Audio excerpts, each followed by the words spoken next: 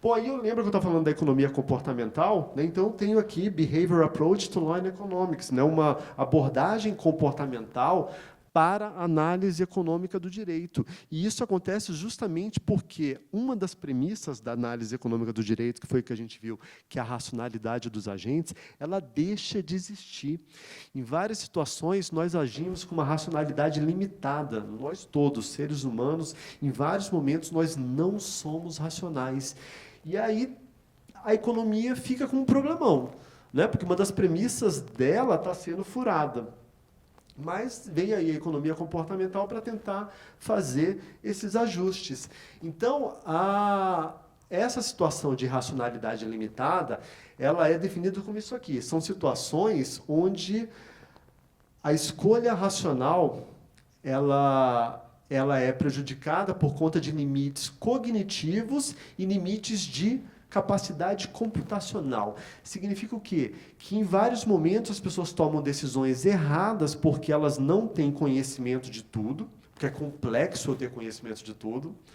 Além do que, às vezes é muita informação e eu não consigo processar tudo. Isso é o que define racionalidade limitada. E isso é para todos nós. Você pode ser a pessoa mais estudada do mundo. Todos nós, em algumas situações, vamos ser alvo, né, dessa racionalidade limitada. E aí, justamente pelas pessoas não conseguirem conhecer o mundo de forma integral, porque elas não conseguem processar todas as informações, elas fazem análises parciais e elas decidem com base em atalhos mentais que facilitam a nossa tomada de decisão. Esses atalhos mentais podem ser muito úteis em algumas situações, porque é difícil realmente processar a variedade de informação que eu tenho. Mas, em alguns momentos, esses atalhos me geram decisões erradas. E aí que a economia tem que estar atenta, a análise econômica do direito tem que estar atenta para que as normas considerem esses potenciais vieses das pessoas. Esses atalhos de decisão são chamados, na teoria, de heurísticas. São regras de bolso que eu tenho para tomar algumas decisões, só que às vezes eu tomo decisões erradas por conta desses atalhos.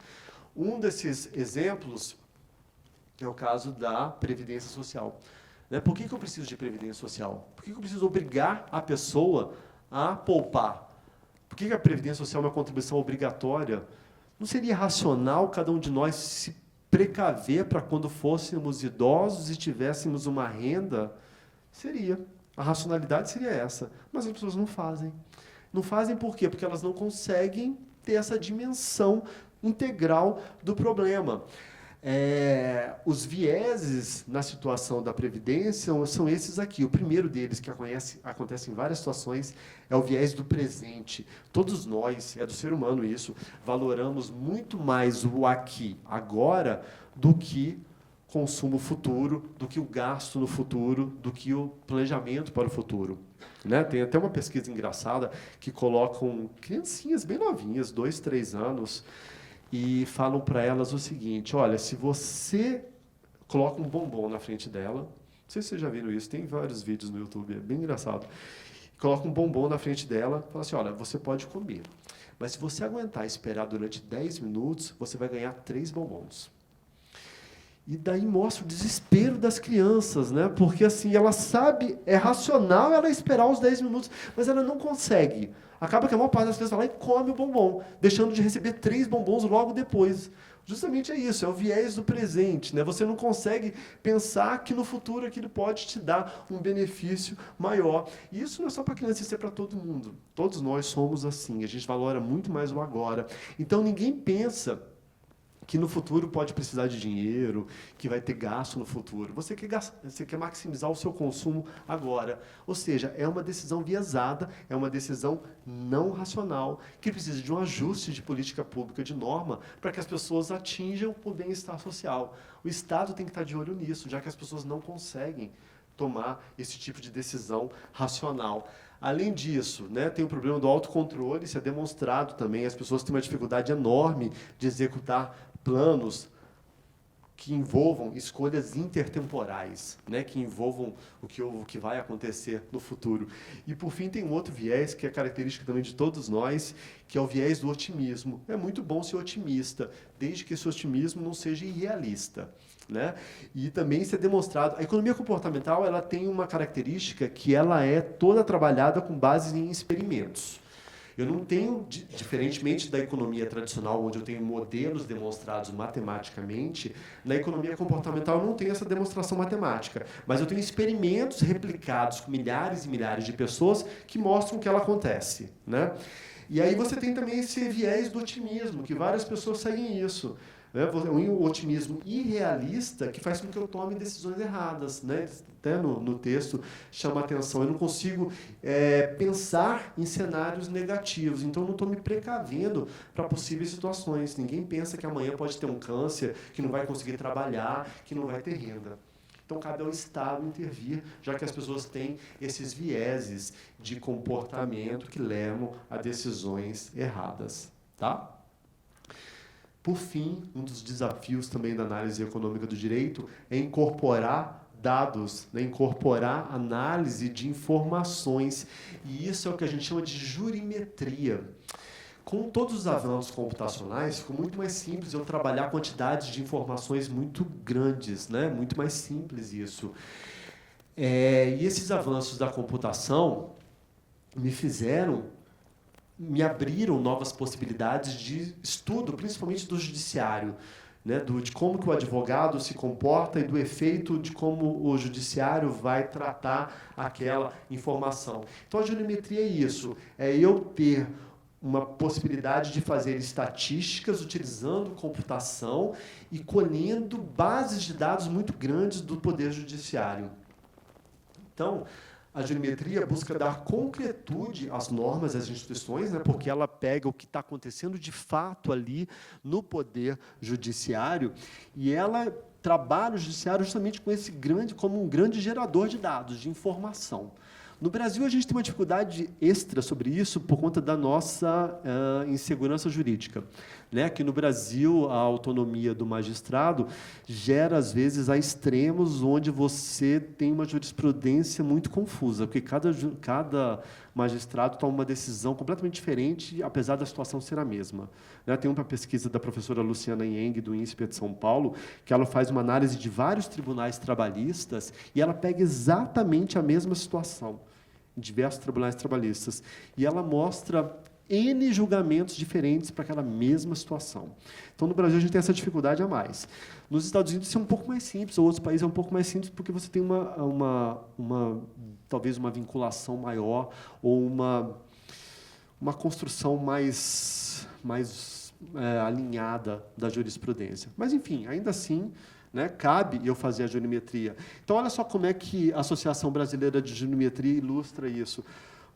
A preocupação do jurista. Devemos começar o cumprimento da pena em segunda instância, que é uma discussão super atual. Como que o jurimetrista vai tratar isso? Em quantos casos a prisão de segunda instância foi injusta? Ou seja, eu quantifico aquilo, eu faço um levantamento, eu monto uma base de dados para responder à questão. O jurista, qual tipo de processo é mais complicado? Como que o jurimetrista responde isso? Qual é o tipo de processo que demora mais? Gera base de dados, né? Coleto as informações e monto a base de dados para realmente ter uma situação concreta daquilo. Sobre a responsabilidade civil, enquanto indenizar-se-á o dano moral? Preocupação do jurista, do jurimetrista, quanto que se pagou em casos similares. Se faz um levantamento de todos os casos, né, e, a partir daí, você gera estatísticas concretas sobre aquela situação. Então, a jurimetria é uma outra área, né, bastante que deve ser ainda trabalhada melhor pela análise econômica do direito, mas é um desafio muito grande que traz possibilidades muito grandes. Né? Hoje, a ciência de dados é muito forte, muita gente estudando isso em todas as áreas. E isso é um desafio a mais para o operador do direito. Além dele ter que conhecer os incentivos econômicos, ele agora vai ter que trabalhar também com estatísticas, né? Com a ciência de dados, para conseguir ter um retorno melhor do que ele está pensando. Bom, uma reflexão final aqui, né? A gente gasta muito tempo no Brasil trabalhando para pensar em novas intervenções estatais, para pensar como que o Estado tem que intervir na sociedade a todo momento. Mas a gente gasta muito pouco tempo tentando antever as consequências dessa atuação do Estado. A gente tem que tomar muito cuidado com as intervenções públicas, com as consequências das intervenções públicas, e a análise econômica do direito vem para ajudar, para trabalhar isso daí. Eu gosto também de trazer essa informação aqui do Cass Sustein, que é um pesquisador bastante atuante de Harvard em políticas públicas e em economia comportamental. E ele fala também, né, mais ou menos no mesmo sentido, a revelação de informações, se for planejada apropriadamente, pode poupar dinheiro e vidas. A sinceridade do governo ao revelar dados e desempenhos pode combater a ineficiência e até a corrupção. Gente, aí, nada disso eu criei. Tem um monte de bibliografia tratando disso tudo. Muito obrigado pela oportunidade. Estou à disposição de vocês. Valeu demais, gente.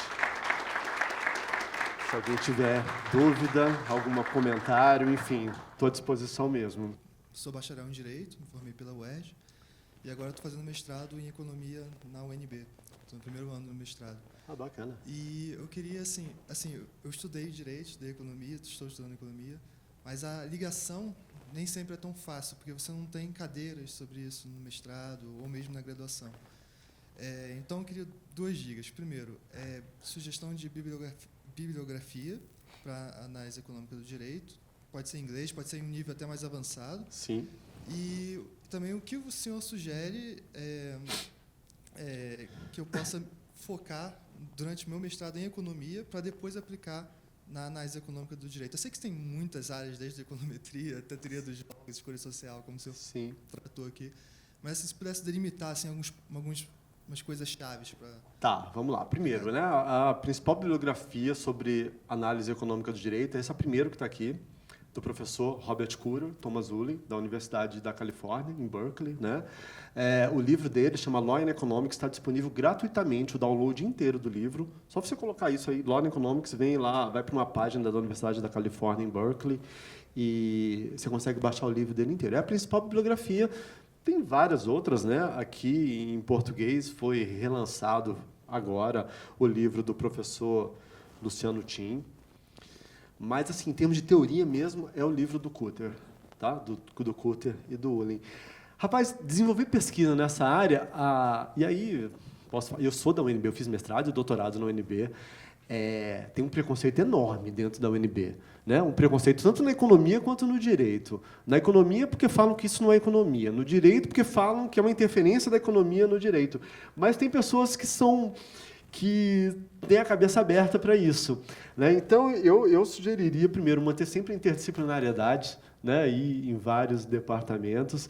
E, para a análise econômica do direito na economia, é focar em microeconomia, direcionar o seu mestrado para microeconomia, né? Tem um professor lá, que é meu amigo pessoal, foi meu orientador, que ele é muito aberto a isso, que é o Maurício Bugarin.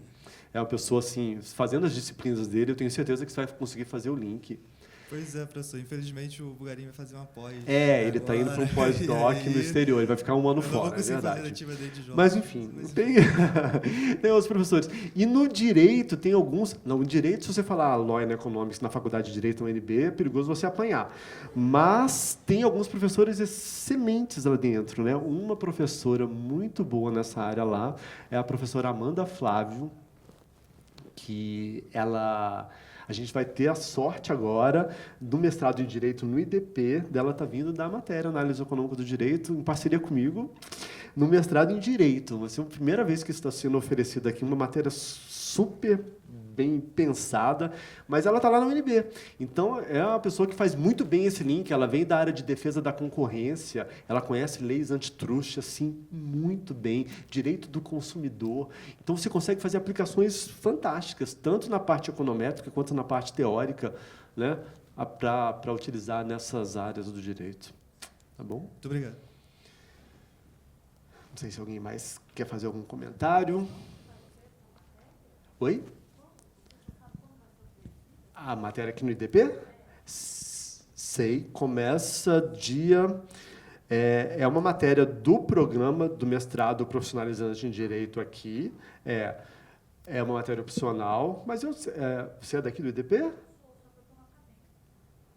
Tá, sim. Mas acho que você pode fazer. A matéria começa agora no dia 4 de outubro. A primeira aula, né? Vão ser vários encontros, aqueles que são sexta e sábado, vai até dezembro, mas a primeira aula é agora, 4 de outubro. Tá? Exatamente, análise econômica do direito para o pessoal do direito, do mestrado. Pois não? Na área da eurimetria, o arcabouço conceitual dela, ele vai trabalhar com os dois conceitos de econometria e o data science?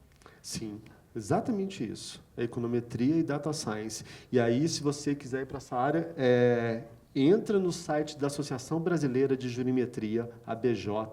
Ali tem várias pesquisas excepcionais que eles fizeram. E, normalmente, jurimetria, a dificuldade da jurimetria é, primeiro, coletar as informações, é você montar a base de dados.